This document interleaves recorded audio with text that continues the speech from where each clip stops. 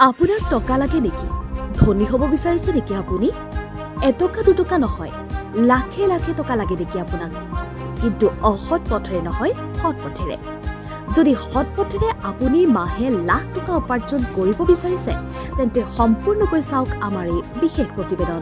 এজোপা ফুলগছ, এই ফুলগছজোপা ৰুই আপুনি ঘটিব পাৰে লাখে লাখে টকা। আপাত দৃষ্টিত এই ফুলজোপা দেখিলে জানিব পাৰিব কিমান সৌন্দৰ্যময়। ফুলগছজোপাৰ পৰাই আমাৰ কাষৰীয়া বাংলাদেশৰ এটা অঞ্চলত বছৰি আয় কৰিছে ৩০ৰ পৰা ৪০ লাখ টকা। বাতৰিটো শুনি অবাক হলেও কিন্তু এইটোৱে সত্য। কোনেও ৰোপণ কৰিব পাৰে এনে টকাৰ গছ?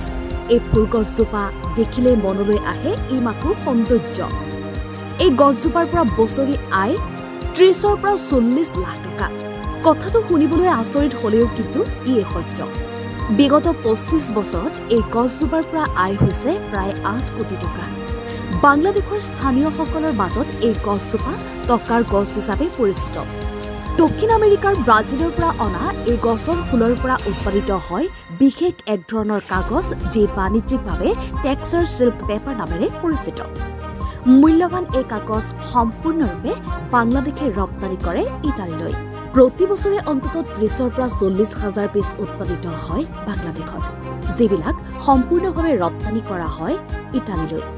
২৫ বছৰ পূৰ্বে ৰোপণ কৰা এই গছজোপাই প্ৰতি বছৰে দিছে লাখ লাখ টকা আয়ৰ সুবিধা। বাংলাদেশৰ বাৰিছালৰ আগালোজাৰৰ কালুৰ গাঁৱৰ এটি বেচৰকাৰী প্ৰতিষ্ঠানে ৰোপণ কৰিছিল এই গছবিধ। এই প্ৰতিষ্ঠানত কৰ্মৰত হৈ সংস্থাপিত হৈছে অঞ্চলটোৰ বহু সংখ্যক মহিলাও। এই বাগানবিলাক ফুলৰ টেক্সাৰ চিল্ক পেপাৰ দি তৈয়াৰ কৰা হয় album, notebook, gift box, greetings card, wall mat, side bag আদি বিভিন্ন ধৰণৰ হস্তশিল্পৰ উপহাৰ সামগ্ৰী।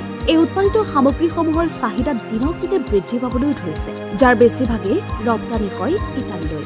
বৃক্ষবিদসকলৰ তথ্য মতে এইবিধ গুল্মজাতীয় বৃক্ষ। ইয়াৰ পূৰ্বস্থান ব্ৰাজিল আৰু দক্ষিণ আমেৰিকা মহাদেশ। বাংলাদেশৰ বাৰিছালৰ এই বাগানবিলাক ফুলে যিদৰে অৰ্থনৈতিক সম্ভাৱনাৰ দুৱাৰ খুলি দিছে, ইয়াক বৃহৎ উদ্যোগ হিচাপে প্ৰতিষ্ঠা কৰিলে অৰ্থনৈতিক ক্ষেত্ৰখণ্ডই যে যুগান্তকাৰী পৰিৱৰ্তন আনিব সেয়া নিশ্চিত। আমাৰ ৰাজ্যতো প্ৰায় সংখ্যক স্থানতেই দেখা পোৱা যায় এই মূল্যৱান ফুলবিধ, কিন্তু আমি নাজানো ইয়াৰ চাহিদাৰ বিষয়ে।